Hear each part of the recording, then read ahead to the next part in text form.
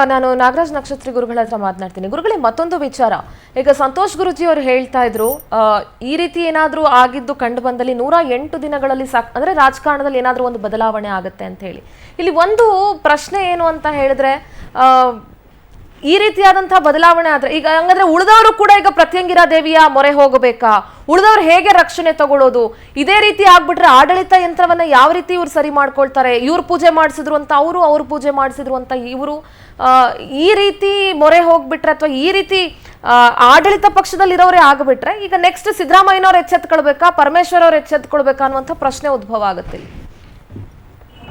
ಅದು ನೀವು ಹೇಳಿದ್ದು ಬಹಳ ಸರಿ ಇದೆ. ಏನು ಕೇಳಿದ್ರೆ, ಎಲ್ಲರೂ ತನಗ ಅಧಿಕಾರ ಬೇಕು ಅಂದ ತಕ್ಷಣ ಯಾಗ ಮಾಡಿದ್ರೆ ತಕ್ಷಣ ಅಧಿಕಾರ ಸಿಕ್ಕಿ ಬಿಡುತ್ತದೆ ಹೇಳುವಂತ ತಾತ್ಪರ್ಯ ಇದಲ್ಲ. ಇಲ್ಲಿ ನಮ್ಮ ಸಂಕಲ್ಪಗಳೇನು ಸಾಧುವಾದ ಸಂಕಲ್ಪಗಳಾಗಿರ್ಬೇಕು ಹೇಳುವಂತದ್ದು ಒಂದು. ಧರ್ಮ ಕರ್ಮಗಳನ್ನ ಮಾಡುವ ಸಂದರ್ಭಗಳಲ್ಲಿ ನಮ್ಮ ಸಂಕಲ್ಪ ಹೇಳುವಂತಹದ್ದು ಅದೊಂದು ನ್ಯಾಯಯುತವಾಗಿರ್ಬೇಕು, ಸಾಧು ಸಂಕಲ್ಪಗಳಾಗಿರ್ಬೇಕು, ಸತ್ ಸಂಕಲ್ಪಗಳಾಗಿರ್ಬೇಕು, ಲೋಕಹಿತದಿಂದ ಕೂಡಿರ್ಬೇಕು. ಹೀಗಿದ್ದೆಲ್ಲ ಕೆಲವು ಅದಕ್ಕೆ ಮಾನದಂಡಗಳಿದ್ದಾವೆ. ಆ ಮಾನದಂಡಗಳನ್ನ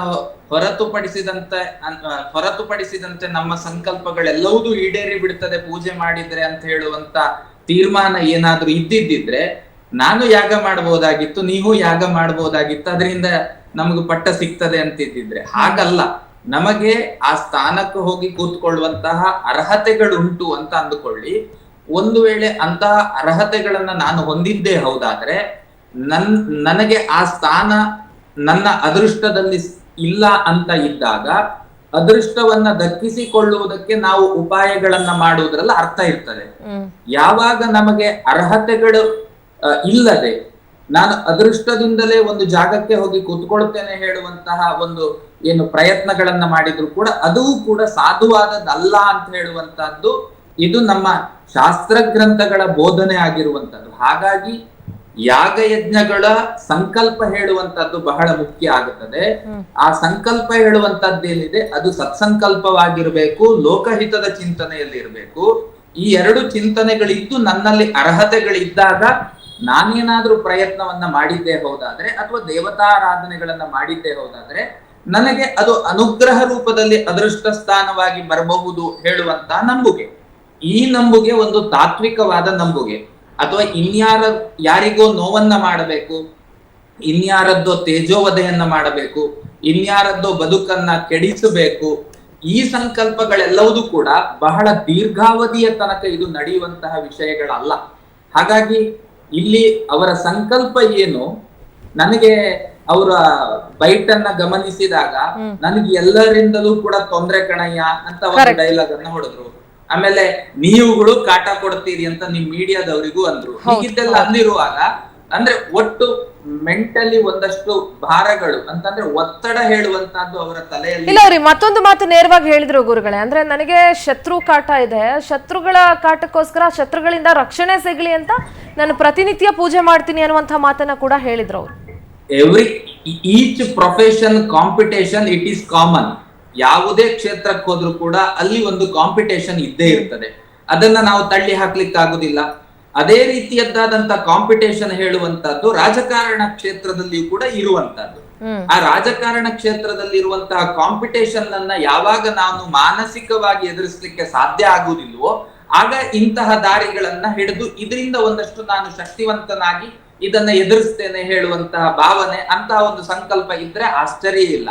ಅಂತಹದ್ದೇ ಯಾವುದಾದ್ರೂ ಒಂದು ಸಂಕಲ್ಪವನ್ನ ಹೊತ್ತು ಅವರು ಈ ಪ್ರಕ್ರಿಯೆಗಳನ್ನ ಮಾಡಿರಬಹುದು ಹೇಳುವಂತಹದ್ದು ನನ್ನ ಭಾವನೆ. ಸಾಮಾನ್ಯವಾಗಿ ಆ ಕಾಂಪಿಟೇಷನ್ ನಲ್ಲಿ ನ್ಯಾಯದ ಒಂದು ವ್ಯವಸ್ಥೆಯ ಬಗ್ಗೆ ಚಿಂತನೆ ಮಾಡ್ಬೇಕು. ಈಗ ನಾನು ಇದಕ್ಕೆ ಹಿಂದಿನ ಸಂದರ್ಭದಲ್ಲಿ ನಿಮ್ಗೆ ನಾನು ಹೇಳಿದೆ, ಯಾವುದೇ ಕ್ಷೇತ್ರಕ್ಕೆ ಹೋಗುದಿದ್ರು ಕೂಡ ಅರ್ಹತೆ ಮತ್ತೆ ಅದೃಷ್ಟದ ಎರಡು ಮಾನದಂಡಗಳು ವರ್ಕ್ ಆಗ್ತಾ ಹೋಗುತ್ತೆ ಅಂತ. ಹಾಗೆಯೇ ಇವರದ್ದಾದಂತಹ ಅರ್ಹತೆ ಮತ್ತೆ ಅದೃಷ್ಟ ಇವರಿಗೆ ಯಾವ ಪಟ್ಟವನ್ನ ಕೊಡಬೇಕು ಅಂತ ಹೇಳುವಂತಹ ತೀರ್ಮಾನವನ್ನ ಮಾಡುವಂತಹದ್ದು. ಹಾಗಾಗಿ ಈಗಿರುವ ಪಟ್ಟಕ್ಕಿಂತ ದೊಡ್ಡ ಪಟ್ಟ ಬೇಕು ಹೇಳುವಂತಹ ಸಂಕಲ್ಪ ಇದ್ರೆ ಅದು ಆಶ್ಚರ್ಯ ಅಂತ ಅನ್ನಿಸ್ತಾ ಇಲ್ಲ. ಅದಕ್ಕೆ ದೇವರ ಮೊರೆ ಹೋಗುವಂತಹದ್ದು, ಆಮೇಲೆ ಅವರದ್ದೇ ಆದಂತ ವ್ಯವಸ್ಥೆಯ ಅಡಿಯಲ್ಲಿ ಅವರು ಅದಕ್ಕೆ ಬೇಕಾದಂತಹ ದಾರಿಗಳನ್ನ ಕಂಡುಕೊಳ್ಳುವಂತಹದ್ದು ಇದೆಲ್ಲ ಮಾಡ್ತಾ ಇರಬಹುದು, ಇಲ್ಲ ಅಂತಲೂ ಕೂಡ ಹೇಳಲಿಕ್ಕೆ ಸಾಧ್ಯ ಇಲ್ಲ ಅನ್ನುವಂಥದ್ದು ನನ್ನ ಅಭಿಪ್ರಾಯ. ಒಟ್ಟಾರೆ ಇವರ ಈ ಪ್ರಕ್ರಿಯೆಯ ಬಗ್ಗೆ ನಾನು ಮಾತಾಡೋದಿದ್ರೆ, ದೇವರ ಮೊರೆಯನ್ನ ಹೋಗುವಾಗ ಯಾರೇ ಆದ್ರೂ ಕೂಡ, ಅಥವಾ ದೇವರನ್ನ ಪ್ರಾರ್ಥನೆ ಮಾಡುವಾಗ ಯಾರೇ ಆಗಿರಲಿ, ಅವರು ದೇವತಾ ಅಸ್ತಿತ್ವಗಳನ್ನ ಫೀಲ್ ಮಾಡ್ಬೇಕು ಅಂತಿದ್ರೆ, ಅನುಭವಿಸಬೇಕು ಅಂತಿದ್ರೆ, ಅಲ್ಲಿ ಒಂದು ನ್ಯಾಯದ ಚಿಂತನೆಯ ಒಂದು ಸಂಕಲ್ಪ ಆಗಿರಬೇಕು ಹೇಳುದು ನನ್ನ ಭಾವನೆ. ಇಲ್ಲದಿದ್ರೆ ದೇವತಾ ಅಸ್ತಿತ್ವ ಹೇಳುವಂತಹದ್ದು ನಮ್ಮ ಅನುಭವಕ್ಕೆ ಹೆಚ್ಚು ಬರೋದಿಲ್ಲ ಅನ್ನುವಂತಹದ್ದು ನೇರವಾದಂತಹ ನನ್ನ ಉತ್ತರ. ಓಕೆ, ಸಂತೋಷ್ ಗುರುಜಿ ಅವರಿದ್ದಾರೆ. ಗುರುಗಳೇ, ಈಗ ಮತ್ತೊಂದು ಪ್ರಶ್ನೆ ಏನಂತಂದ್ರೆ, ಈ ಪ್ರತ್ಯಂಗಿರಾ ದೇವಿಯ ಆರಾಧನೆಯನ್ನ ಮಾಡ್ತಾ, ಅಂದ್ರೆ ಈ ಹಿಂದೆ ಕೂಡ ಸಾಕಷ್ಟು ಬೇರೆ ಬೇರೆ ಪೂಜೆಗಳನ್ನ ಮಾಡ್ಕೊಂಡು ಬಂದಿದ್ದಾರೆ ಸಾಕಷ್ಟು ಜನ. ಶೃಂಗೇರಿಯಲ್ಲೂ ಕೂಡ ಹೋಮ ಹವನಗಳನ್ನ, ಕುಮಾರಸ್ವಾಮಿ ಅವರು ಸಿಎಂ ಆಗ್ಬೇಕು ಅನ್ನುವಂಥ ಸಂದರ್ಭದಲ್ಲಿ ಶೃಂಗೇರಿಯಲ್ಲಿ ಕೂಡ ಸಾಕಷ್ಟು ಹೋಮ ಹವನಗಳನ್ನ ನಡೆಸಿದ್ರು. ಈಗ ಪ್ರತ್ಯಂಗಿರಾ ದೇವಿ ಎಕ್ಸ್ಪೆಷಲಿ ಅಂತ ಬಂದಾಗ ನೀವು ಹೇಳಿದ್ರಿ ಇದನ್ನ ಒಳ್ಳೇದಕ್ಕೂ ಕೂಡ ಪೂಜಿಸ್ತಾರೆ ಅಥವಾ ಬೇರೆದಕ್ಕೂ ಕೂಡ ಪೂಜೆ ಮಾಡ್ಲಾಗತ್ತೆ ಅಂತ ಹೇಳಿ. ಈಗ DK ಅವರು ಅಂದ್ರೆ ಪೂಜೆ ಮಾಡಕ್ಕೆ ಆಯ್ಕೆ ಮಾಡ್ಕೊಂಡಿರುವಂತಹ ಸಮಯ, ಅಂದ್ರೆ ಇಂಥದ್ದೇ ಸಮಯದಲ್ಲಿ ಮಾಡಬೇಕು ಈ ಪೂಜೆಯನ್ನ, ಆ ರೀತಿ ಏನಾದ್ರೂ ಇದೆಯಾ, ಹೇಗೆ? ಪ್ರತ್ಯಂಗಿರ ಪೂಜೆಯನ್ನು ಮಾಡ್ಲಿಕ್ಕೆ ಅದಕ್ಕೆ ಮುಹೂರ್ತ ಇಂಥದ್ದೇ ಬೇಕಂತ ಏನಿಲ್ಲ. ಅದಕ್ಕೆ ಯಾವ್ದನ್ನು ಸಹ ಮಾಡ್ಬೋದು. ಆದ್ರೆ ಈಗಿನ ಮುಹೂರ್ತ ಏನಿದೆ ಅಂತಂದ್ರೆ, ನೀವು ಪಕ್ಷದಲ್ಲಿ ಆಗಿರ್ತಕ್ಕಂಥ ಬೆಳವಣಿಗೆ ಬಗ್ಗೆ ನಿಮ್ಗೆ ಚೆನ್ನಾಗಿ ಗೊತ್ತಿದೆ. ಅದು ಯಾವ್ದಾವ್ದೋ ಒಂದು ಬಣಗಳು ಡಿನ್ನರ್ ಮೀಟ್ ಆಗ್ತಾ ಇರುವಂತದ್ದು ಇತ್ಯಾದಿಗಳಿದ್ದೇವೆ. ಅದಲ್ಲದೆ 2 ವರ್ಷ ಮುಗಿತಾ ಬರುವಂತ ಸಂದರ್ಭ ಬೇರೆ ಇದೆ. ಇನ್ನೊಂದು CM ಕ್ಯಾಂಡಿಡೇಟ್ ಬರ್ತಾ ಇದ್ದಾರೆ ಅನ್ನುವಂತ ಬೆಳವಣಿಗೆ ಸಹ ನಾವು ರಾಜಕೀಯವಾಗಿ ನೋಡ್ತಾ ಇದ್ದೇವೆ. ಅದ್ರೊಳಗೂ ಇದ್ದಂತಹ CM ಸಹ ಬಿಟ್ಕೊಡ್ತಾರ ಇಲ್ಲೋ ಅನ್ನುವಂತ ಅನುಮಾನದಲ್ಲೂ ಸಹ ಇರ್ತದೆ. ಯಾರೇ ಆಗ್ಲಿ ಆಕಾಂಕ್ಷಿಗಳಾದಂತವರಿಗೆ ತನಗೆ ಅಧಿಕಾರ ಬೇಕು ಅಂತನ್ನುವಂಥದ್ದು ಇದ್ದೇ ಇರ್ತದೆ.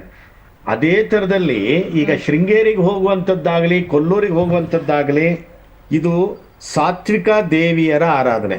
ಇದನ್ನ ತಿಳ್ಕೊಬೇಕು ಮೊದಲು. ರಾಜರಾಜೇಶ್ವರಿ, ಶಾರದೆ, ಕೊಲ್ಲೂರು ಮೂಕಾಂಬಿಕೆ ಇದೆಲ್ಲ ಸಾತ್ವಿಕ ಶಕ್ತಿಗಳು. ಅದರೊಳಗೂ ದುರ್ಗಾ ಪರಮೇಶ್ವರಿ, ಚಾಮುಂಡೇಶ್ವರಿ ರಾಜಸಿಕ ಶಕ್ತಿಗಳು.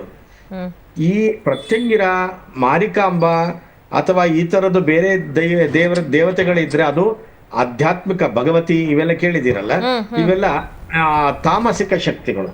ಈ ತಾಮಸ ಪೂಜೆಯನ್ನು ಮಾಡಬೇಕಾದ್ರೆ, ಶತ್ರುಧ್ವಂಸ ಇತ್ಯಾದಿಗಳನ್ನ ಮಾಡಬೇಕಾದ್ರೆ ನಾವು ನೇರವಾಗಿ ಹೇಳುವಂಥದ್ದು ಏನಂತಂದ್ರೆ, ಇದು ತನಗೆ ಪಟ್ಟವನ್ನ ಪಡಿಬೇಕು ಅನ್ನೋ ಕಾರಣಕ್ಕೇನೆ ಆಕಾಂಕ್ಷದಿಂದ ಅಥವಾ ಇಚ್ಛೆಯಿಂದ ಮಾಡ್ತಕ್ಕಂಥ ಪೂಜೆ ಆಗಿರುತ್ತದೆ. ಆಮೇಲೆ ದೇವಿಯ ಅಥವಾ ಒಲುಮೆ ಪಡ್ಕೋಬೇಕು ಅಂತಾದ್ರೆ ಚಂಡಿಕ ಹೋಮ ಇತ್ಯಾದಿಗಳನ್ನ ಇಲ್ಲೇ ಮಾಡ್ಬೋದು ಅಲ್ವಾ, ದೇವ್ರು ಎಲ್ಲ ಕಡೆ ಇದ್ದಾನೆ, ಅಲ್ಲೇ ಹೋಗಿ ಮಾಡ್ಬೇಕು ಅಂತ ಇದ್ದೆ ಅಂತಾದ್ರೆ ಅದಕ್ಕೆ ಕಾರಣಗಳು ಬೇರೆ ಇದ್ದೇ ಇರ್ತದೆ. ಆಮೇಲೆ ಒಂದು ಪ್ರಶ್ನೆಯನ್ನ ತಾವು ಸಹ ಹೇಳಿದ್ರಿ, ಏನಂತಂದ್ರೆ ಇವ್ರು ಪೂಜೆ ಮಾಡಿದ್ರು ಅಂತೇಳಿ ಇನ್ನು ಅವ್ರು ಪೂಜೆ ಮಾಡೋದು, ಅವ್ರು ಪೂಜೆ ಮಾಡಿದ್ರು ಅಂತ ಇವ್ರು ಪೂಜೆ ಮಾಡೋದು ಅಂತ ಆಗತ್ತೆ ಅಂತ. ಅದು ಕೆಲವರಿಗಂತೂ ಹೆದರಿಕೆ ಆಗೇ ಆಗತ್ತೆ. ಯಾಕೆಂತಂದ್ರೆ ಇವ್ರು ಈ ತರ ಮಾಡಿದ್ದನ್ನ ನಾನಾಗೆ ಓಪನ್ ಆಗಿ ಹೇಳಿದ್ದೇನೆ ನಿಮ್ಮಲ್ಲಿ. ಹಿಂದೆ ವೀರೇಂದ್ರ ಪಾಟೀಲ್ ಅವರ ಒಂದು ಎಕ್ಸಾಂಪಲ್ ಕೊಟ್ಟಿದ್ದೇನೆ. ಬಹುತೇಕರಿಗೆ ಅದು ಗೊತ್ತೇ ಇಲ್ಲ, ವೀರೇಂದ್ರ ಪಾಟೀಲ್ ಅವರು ಹೇಗೆ ಇದ್ದಕ್ಕಿದ್ದ ಹಾಗೆ ಅವರು ಅಸ್ವಸ್ಥರಾದ್ರು ಅನ್ನೋದನ್ನ ನೆನಪಿಸ್ಕೊಳ್ಬೇಕಾಗತ್ತೆ. ಇದು ಹಿಂದೆ ನಡೆದಂತ ಒಂದು ಘಟನೆ ಅದು.